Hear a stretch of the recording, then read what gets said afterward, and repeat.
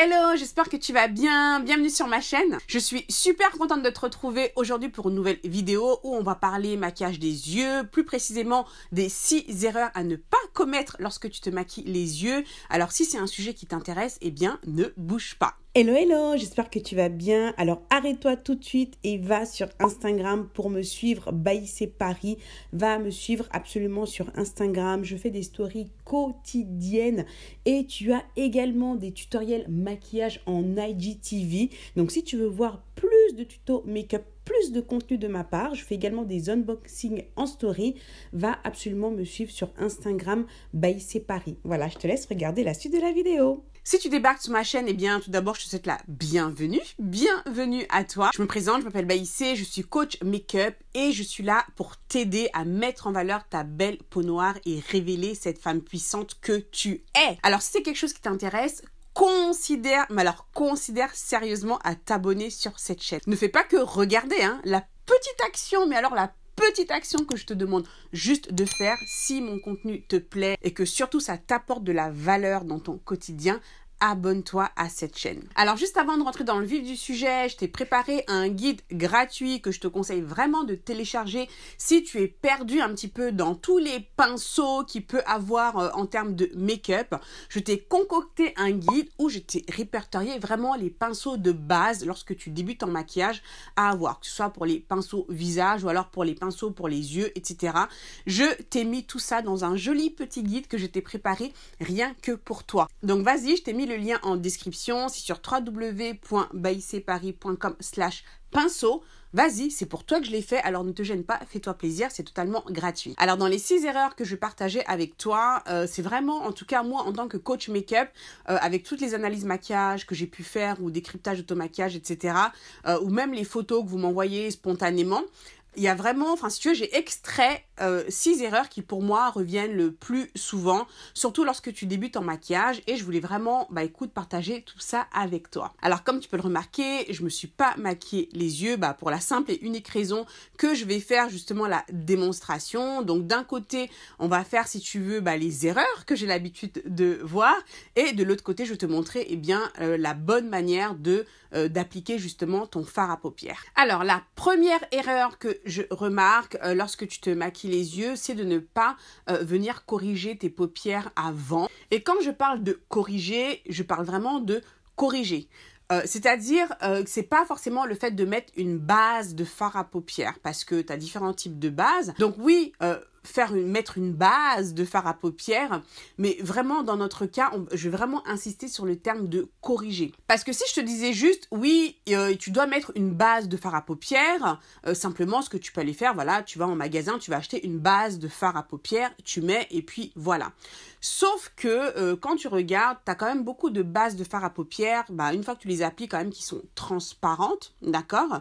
Mais ça ne va pas te corriger la paupière. Donc, sachant que c'est une zone quand même qui est plus ou moins sombre et pour vraiment faire ressortir les couleurs, il est important de venir neutraliser cette zone sombre et faire en sorte justement d'avoir, une belle base neutre avant de commencer à se maquiller les yeux. Donc là, je ne vais pas juste parler, oui, il te faut mettre une base de fard à paupières. Non, je vais vraiment parler de correction. Et le fait justement de corriger notre paupière va également nous servir de base, si tu veux. Donc, c'est vraiment un 2 en 1, mais c'est vraiment important d'intégrer cette notion de correction plutôt que de base de fard à paupières. Donc, ce que je vais faire, parce que là, tu vois, j'ai fait mon teint, et quand je fais mon teint, je corrige automatiquement mes paupières. C'est-à-dire que mon fond de teint, je vais le mettre également sur mes paupières quand j'ai poudré, la même chose, d'accord? Donc là, je vais retirer, en fait, sur un œil, ce que j'ai fait là, parce que sinon, si tu veux, le résultat sera un petit peu faussé, mais je vais vraiment partir sur une paupière brute, c'est-à-dire ce que j'ai l'habitude de voir, c'est-à-dire commencer directement à te maquiller sur une paupière brute et ne rien mettre dessus. Donc, je vais retirer déjà sur un œil ce que j'ai pu faire là. Alors voilà, j'ai retiré sur un œil le fond de teint, la poudre et tout que j'ai pu mettre avant, qui m'a déjà, si tu veux, corrigé déjà en partie la paupière. Mais ce que je vais faire de ce côté-là, on va dire sur le bon côté, c'est que généralement, lorsque je me maquille et que j'ai déjà fait mon teint, même si j'ai corrigé déjà légèrement avec mon fond de teint, je vais quand même prendre un anti-cerne pour vraiment corriger et vraiment faire une base impeccable avant de commencer. Surtout que là, comme tu peux le voir, tu vois, c'est une couleur qui se fond à mon teint, d'accord? Mais lorsque je me maquille les yeux, j'ai vraiment envie de faire en sorte que les couleurs puissent ressortir. Donc, du coup, je prends un anti-cerne qui soit plus clair quand même que ma carnation pour vraiment aider à faire ressortir les couleurs encore plus. Donc là, je vais prendre cet anti-cerne de chez Too Faced, hein, le Born This Way, voilà.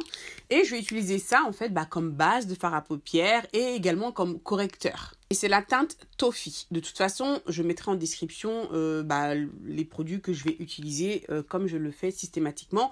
Donc pense à chaque fois que tu regardes mes vidéos, quand j'utilise des produits, regarde toujours en description parce que systématiquement, je mets toute la liste des produits que j'utilise. Voilà, donc là, je vais mettre l'anti-cerne, ok. Voilà, qu'on va venir ensuite estomper. Donc pour estomper, je vais prendre ce pinceau boule de chez Zoeva. Je te donne la référence ici. Donc c'est le 142 Concealer Buffer. Je t'avoue, mettre tout ça en liste, après ça commence à faire quand même beaucoup de travail. Donc pour le pinceau que j'utilise, en tout cas pour les pinceaux que j'utilise, je te le dis là dans la vidéo, puis tu noteras. Hein, d'accord, hein, c'est un petit effort de ta part quand même que je te demande de faire. Alors je viens ensuite estomper et je vais vraiment estomper sur toute la paupière. D'accord? Donc, je ne vais pas m'arrêter au niveau de la paupière mobile pour ça. Je vais vraiment estomper sur toute ma paupière. Voilà, je vais corriger toute ma paupière. De cette manière, ça va m'éliminer, écoute, toute cette zone-là. Donc, voilà. Et une fois que j'ai fait ceci, je vais venir poudrer pour faire en sorte, voilà, que rien ne bouge et ça va me faciliter par la suite l'estompage des fards que je vais mettre. Alors ensuite, pour venir fixer, tu prends une poudre compacte, une poudre libre, voilà, pour venir fixer. Donc là, je prends de la poudre de Fenty, donc c'est la Nutmeg, mais c'est vraiment très peu. Hein, t'as pas besoin de beaucoup de poudre. Tu vois, je vais juste prendre en fait ce qu'il y a dans le couvercle et je viens fixer. Et surtout, avant de fixer, hein, tu regardes bien qu'il n'y ait pas de matière qui est migrée dans tes plis. Si c'est le cas, eh bien, tu reprends ton pinceau ou ton éponge. Hein, d'accord, tu peux aussi le faire à l'éponge. Mais après, c'est vrai que je trouve que le pinceau, là, il est plus précis. Voilà. Donc, si tu as une petite éponge, les mini Beauty Blender, là, tu peux le faire aussi avec. C'est pratique. Voilà. Et on va fixer comme ça avec la poudre. Donc voilà, comme tu peux le constater, ma paupière est corrigée, c'est propre, c'est net. De cette manière, on va vraiment bien voir les couleurs que je vais appliquer comparativement à ce côté-là où, écoute, ça c'est pas corrigé. Tu vois que la paupière, elle est sombre. Donc, ça va pas forcément mettre en valeur, justement, les couleurs que je vais mettre. Et du coup, tu vas pas tirer, si tu veux, le potentiel maximal de ton fard. Mais de toute façon, on va le poser et toi-même, tu le verras par toi-même. Alors, la deuxième erreur la plus fréquente que je vois, c'est de ne pas appliquer de couleur de transition. Après, tu me diras, est-ce que c'est une obligation de mettre une couleur de transition? Dans le maquillage, tu sais, rien n'est une obligation. Tu fais absolument ce que tu veux. Après, tout dépend le résultat que tu veux obtenir. Donc, je trouve vraiment, si tu veux un résultat optimal dans le maquillage de tes yeux, qui soit vraiment abouti, je pense que pour moi, la couleur de transition est vraiment un must-have. Alors, la couleur de transition, c'est quoi? C'est vraiment la couleur qu'on va appliquer au niveau du centre de paupière qui va nous permettre justement de créer cette transition entre les différentes couleurs que l'on va mettre. Surtout si l'on veut faire un jeu de dégradé qui soit intéressant. C'est vrai, commencer par une couleur de transition, c'est bien. Cette couleur peut varier d'un make-up à l'autre, bien sûr. Mais c'est vrai que lorsque tu fais un maquillage plutôt neutre de tous les jours, tu vas venir choisir des couleurs de transition qui vont tourner autour de la couleur brique, terracotta. Voilà, dans ces couleurs-là, sachant que de couleurs de transition, en fonction, encore une fois, du look que tu vas faire, ça peut être n'importe quelle couleur. Ça peut être du violet, ça peut être du jaune, ça peut être du orange, ça peut être ce que tu veux. Donc, tout va dépendre, si tu veux, vraiment de ton look et de la structure de ton look. Maintenant, on va partir sur quelque chose de simple, quelque chose de plutôt neutre. Donc là, je vais prendre cette palette-là. Voilà, on va travailler avec la Soft Glam aujourd'hui de Anastasia Beverly Hills.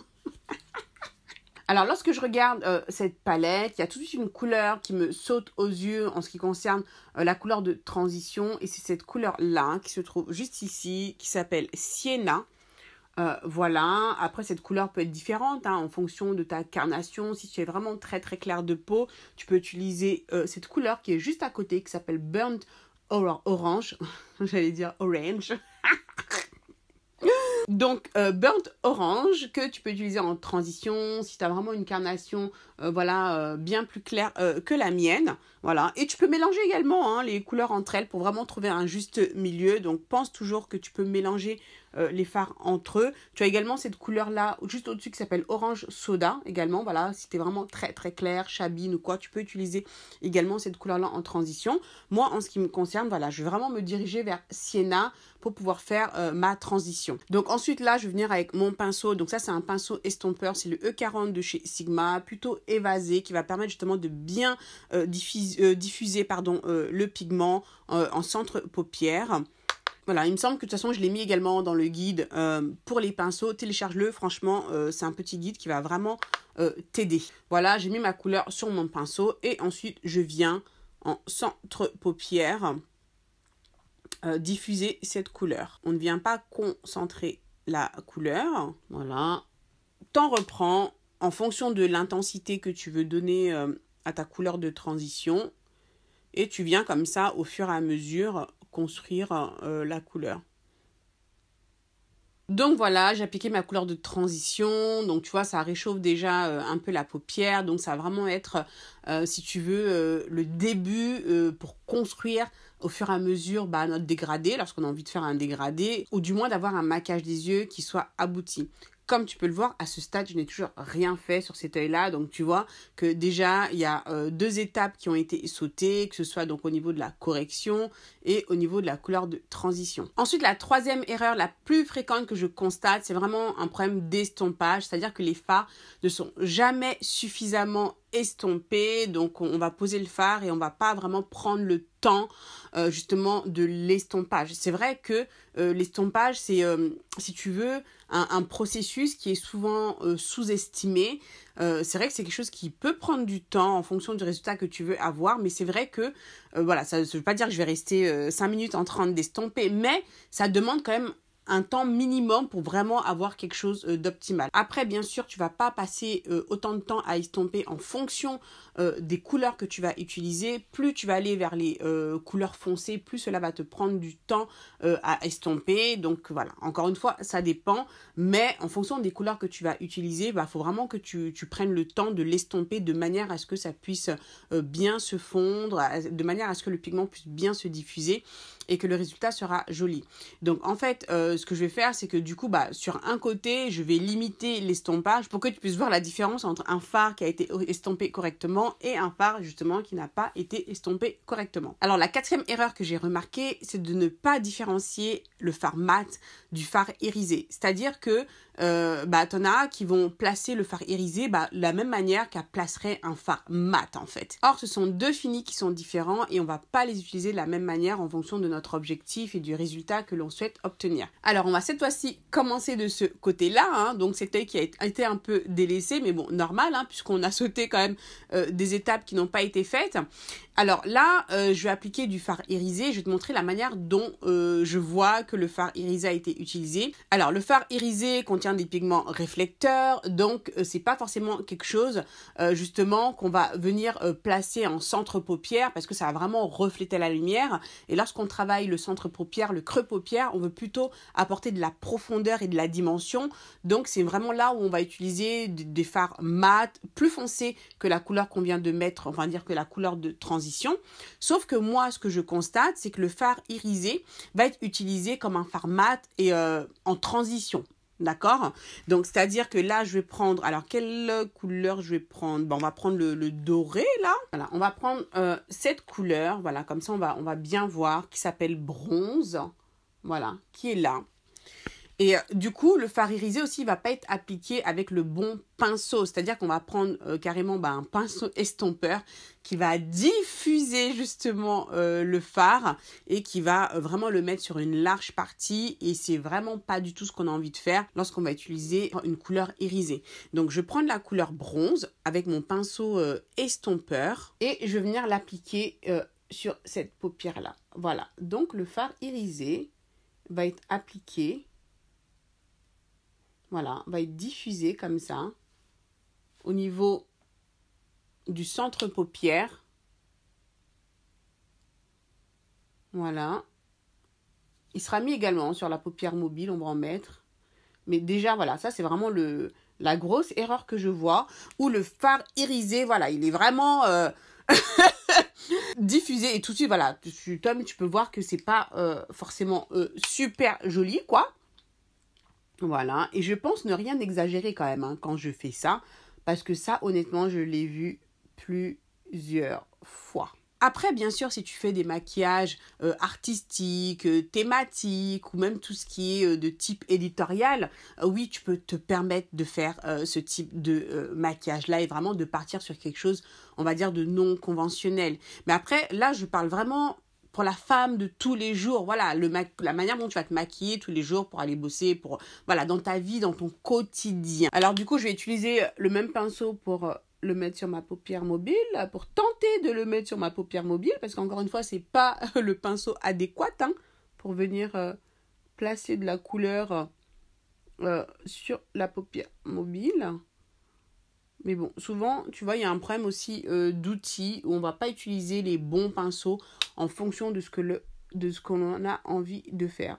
En fonction de... Attends, qu'est-ce que j'ai raconté là ? En fonction de ce que l'on a envie de faire. Donc, voilà une des erreurs que j'ai constatées à de nombreuses reprises. C'est vraiment de diffuser le fard irisé comme ça sur toute la paupière immobile et puis voilà. Là maintenant je vais l'appliquer de ce côté-là, de la manière en tout cas dont je te recommande. Alors est-ce que ça veut dire qu'il ne faut jamais, on va dire, mettre du fard irisé au niveau de la paupière immobile? Alors ça va dépendre. Tu vas pouvoir le faire notamment lorsque tu fais un cut crease où on va vraiment déplacer le creux de paupière plus haut justement, où là tu vas pouvoir justement placer cette couleur irisée au-dessus de ton pli paupière, mais c'est une application qui reste maîtrisée, d'accord? C'est la couleur, on va la concentrer, on ne va pas la diffuser. Déjà, ce que je vais faire lorsque j'utilise des fards irisés, j'aime bien mouiller mon pinceau avec un spray fixateur parce que vraiment la pigmentation est plus intense. Donc je vais reprendre le même fard et je vais venir presser, voilà, cette couleur sur ma paupière mobile.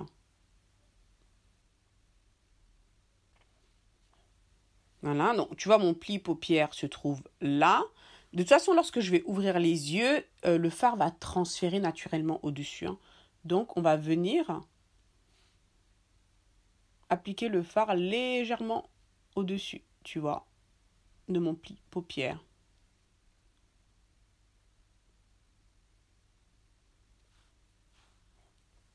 Tu vois, quand j'ouvre l'œil, tu vois que j'ai mis le fard légèrement au-dessus. Donc déjà, tu vois toute la différence, le fait de venir concentrer ce fard irisé au niveau de ma paupière mobile, légèrement au-dessus, tu vois, mais sans la diffuser vraiment sur toute la paupière immobile. Et ce côté-là où là, vraiment, on a diffusé le fard irisé, tu vois. Ensuite, la 5e erreur la plus fréquente que je constate, c'est de ne pas dégrader les couleurs entre elles. C'est-à-dire que lorsqu'on travaille avec plusieurs couleurs, il n'y a pas ce jeu de dégradé qui se fait d'un fard à un autre. On va vraiment avoir une couleur et l'autre couleur, en fait, qui est là, à côté, gentiment. Voilà, ils sont là, côte à côte. Voilà, il ne va pas avoir, justement, ce jeu de mélange des couleurs qui va nous créer, justement, un joli dégradé. Donc là, ce que je vais faire, c'est que je vais mettre une couleur ici. Attends, je me remets les pinceaux. Alors, je disais, je vais rajouter une couleur ici et une autre couleur là. Comme ça, voilà, ça va nous, on va dire 3 couleurs en tout pour pouvoir faire notre dégradé. On va appliquer les mêmes couleurs ici et je vais te montrer ça tout de suite. Alors, je prends cette couleur qui se trouve là, qui s'appelle Rose Pink. Voilà, je prends cette couleur là que je vais mettre en centre de paupière. Je vais pas mouiller mon fard parce que bon, ça j'ai remarqué ça aussi, c'est une des erreurs. Enfin, après, bon, ça dépend du fard que tu vas utiliser. Je ne sais pas si je vais considérer ça comme erreur parce que tout dépend de la pigmentation que tu veux. Après, c'est sûr que si tu veux un maximum de pigmentation, tout ce qui est fard satiné irisé, tu auras quand même tendance à les mouiller. Voilà. Et je vais placer cette couleur ici, au milieu. Voilà, donc je place. Voilà, et tu vois, je remonte au même endroit. Hein. Une fois que j'ai placé cette couleur-là, je prends une troisième couleur. Donc, on va prendre une couleur qui soit plus foncée pour faire le coin externe. Ben, écoute, on va prendre cette couleur-là qui s'appelle Mulberry. Et on va placer cette couleur ici. Voilà, j'ai placé cette couleur sans chercher à l'étirer, à l'estomper plus, ni chercher vraiment, enfin tu vois, à l'estomper avec cette couleur qui se trouve ici. Et le rose également, j'ai pas cherché non plus à l'estomper avec le doré qui se trouve juste devant. Donc là, je vais placer ces mêmes couleurs de ce côté-là en te montrant en fait comment tu vas estomper ces couleurs de manière harmonieuse entre elles. Donc là, je mouille mon pinceau et je vais reprendre le rose là, de tout à l'heure, que je veux placer donc au centre.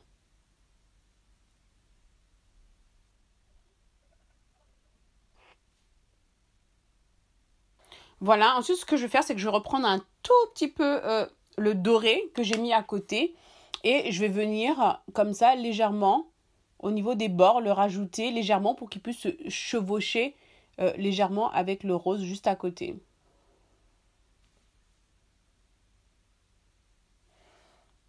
Voilà, comme ça la transition elle se fait de manière vraiment délicate. Je reprends même un peu de rose, tu vois, pour revenir légèrement en rajouter. Voilà, tu vois, t'as un petit jeu de pinceau quand même à faire pour faire en sorte que les deux couleurs puissent se fondre. Le but, c'est de ne pas voir où commence l'une et où s'arrête l'autre, enfin, et vice-versa, quoi. Tandis que là, voilà, on voit le doré, on voit le rose. Je sais pas si tu vois bien à l'écran d'ailleurs, parce que c'est vrai que ces deux couleurs sont, voilà, elles restent proches. On le voit surtout ici, là, avec cette couleur-là, tu vois, qui est plus foncée, où on voit une rupture nette entre ces deux couleurs-là. Donc là, bah, du coup, je posais cette couleur-là ici. Ah oui, alors avant de faire ce côté-là, je vais étirer légèrement là, mais je vais l'étirer de la manière dont je le constate, c'est-à-dire bah, avec un manque d'estompage. Donc, c'est-à-dire que ce côté-là, voilà, souvent ce que je vais voir, c'est que ça va être étiré.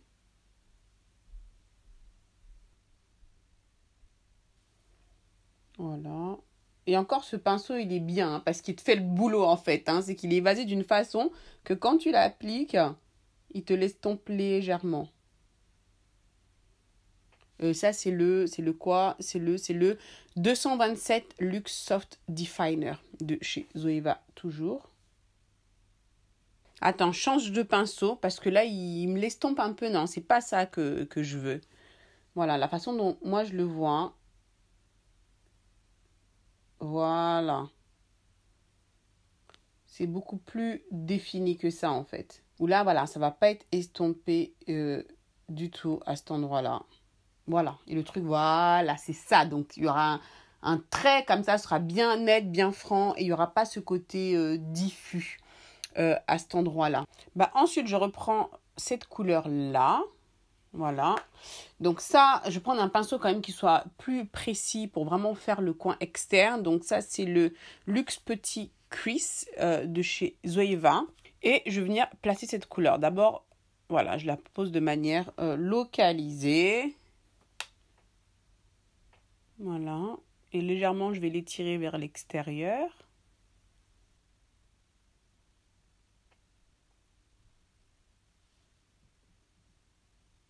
Là, délicatement, tu vois, je vais faire chevaucher la couleur sur le rose que j'ai mis juste là. Voilà, je fais délicatement pour faire en sorte que ça puisse bien se fondre.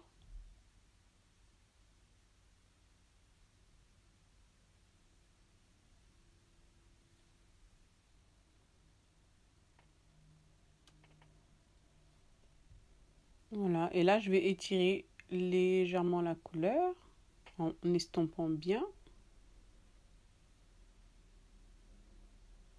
Et pour harmoniser le tout, donc je viendrai prendre un pinceau, tu vois, encore plus petit, tu vois, pour retravailler légèrement au-dessus là.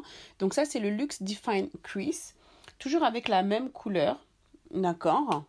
Et la couleur que j'ai mis là, à cet endroit-là, donc la faire remonter légèrement au-dessus. Voilà.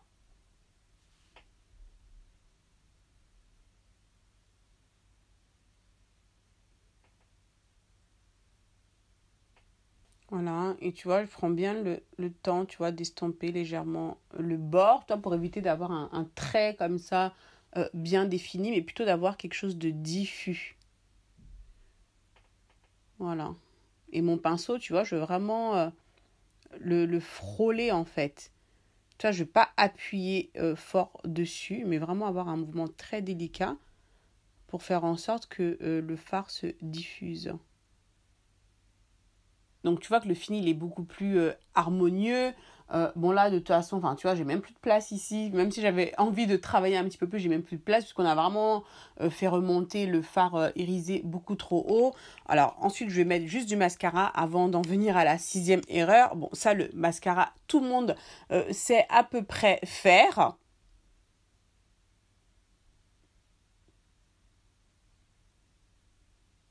Et la 6e erreur que je constate beaucoup, c'est de ne pas venir travailler le ras de cils inférieur. Donc, on aura tendance à concentrer tous ces efforts au niveau de la paupière supérieure. Et le ras de cils, eh bien, voilà, à la rigueur, le minimum que je vais voir, donc c'est juste voilà un trait de crayon noir dans la muqueuse, mais ça va s'arrêter là. Donc là, je vais mettre le crayon noir ici, de ce côté-là. Je vais le mettre ici également. Voilà, donc sauf que au lieu de le laisser comme ça, comme ce que j'ai l'habitude de voir, on va venir ensuite travailler le ras de cils inférieur. Donc oui, tu vas mettre un crayon, c'est pas une obligation, tu peux venir mettre directement ton fard sans forcément renforcer avec un crayon dans la muqueuse.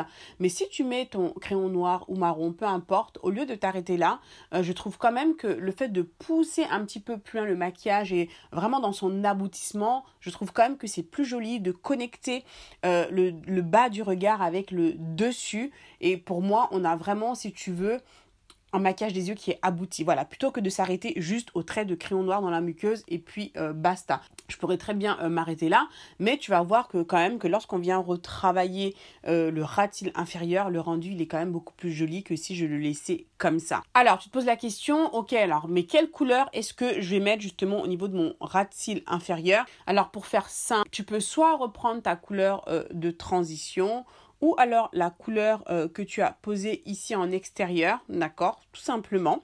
Donc là, je vais prendre la couleur que j'ai mis ici pour venir le mettre sur mon ras de cils inférieur. Tout va dépendre de l'intensité que tu veux donner à ton regard.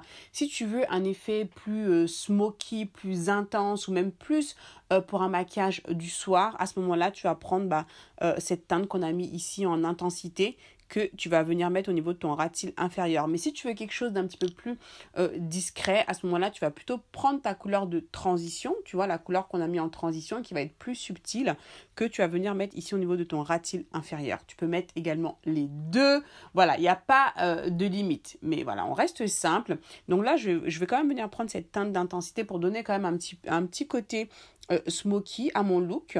Voilà, encore une fois, tout dépend de ton objectif, du résultat que tu veux obtenir. Et je vais venir comme ça avec un pinceau crayon. Donc là, ils te font quand même un pinceau de précision. C'est-à-dire que pour faire ça, je ne vais pas prendre, tu vois, un gros pinceau estompeur comme ça. Sinon, en gros, tu es en train de fixer ton anti-cerne avec, quoi. Comme ça, en estompant. Voilà, mettre cette couleur au niveau de mon ras de cils inférieur.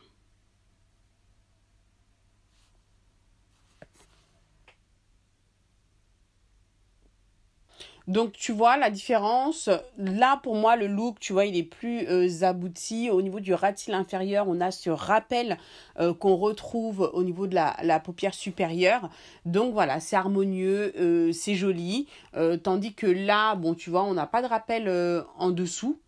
ce qui aurait été sympa. Et bien sûr, eh bien, avec tout ce que j'ai fait au-dessus, comme tu peux le voir, qui n'est pas du tout harmonieux comparé à cet œil-là. Donc voilà, tu me diras en commentaire ce que tu en penses. Est-ce qu'il y a des erreurs que tu as vues, que j'ai évoquées, que tu fais lorsque tu te maquilles les yeux ou pas du tout? Donc dis-moi tout ça en commentaire.